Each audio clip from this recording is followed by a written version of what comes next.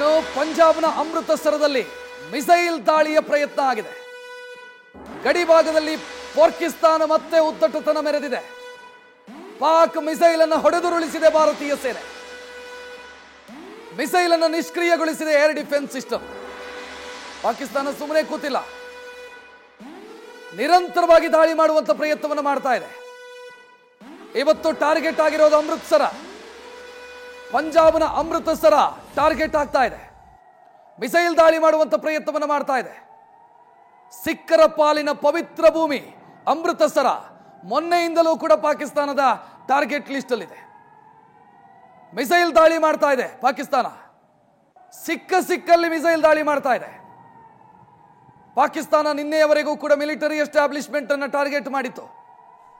ನನಗನ್ಸುತ್ತೆ ಇವತ್ತಿನಿಂದ ಗತಿ ಇಲ್ಲದೆ ಸಿಕ್ಕಲ್ಲಿ ದಾಳಿ ಮಾಡುವಂತ ಸ್ಥಿತಿಗೆ ಬರ್ತಿದೆ ಪಾಕಿಸ್ತಾನ ಅಂತ. ನಾಗರಿಕ ಪ್ರದೇಶವನ್ನ ಕೂಡ ಟಾರ್ಗೆಟ್ ಮಾಡಲಾಗ್ತಾ ಇದೆ.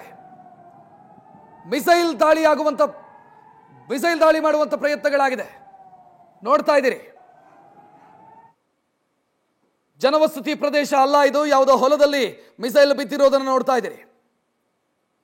ಪಾಕ್ ಮಿಸೈಲ್ ನಿಷ್ಕ್ರಿಯಗೊಳಿಸಲಾಗಿದೆ. ಸೊ ಪಾಕಿಸ್ತಾನ ನಿನ್ನೆ ರಾತ್ರಿ ವಿಫಲ ಪ್ರಯತ್ನವನ್ನು ಮಾಡಿತು. ಇವತ್ತು ಮತ್ತೆ ತನ್ನ ಪ್ರಯತ್ನವನ್ನು ಮುಂದುವರಿಸಿದೆ. ಅಮೃತಸರ, ಪಂಜಾಬ್ನ ಅಮೃತಸರ ಸಮೀಪ ಇದೆ. ನಾನು ಆಗ್ಲೇ ಒಂದು ಮಾತನ್ನು ಹೇಳ್ತಿದ್ದೆ,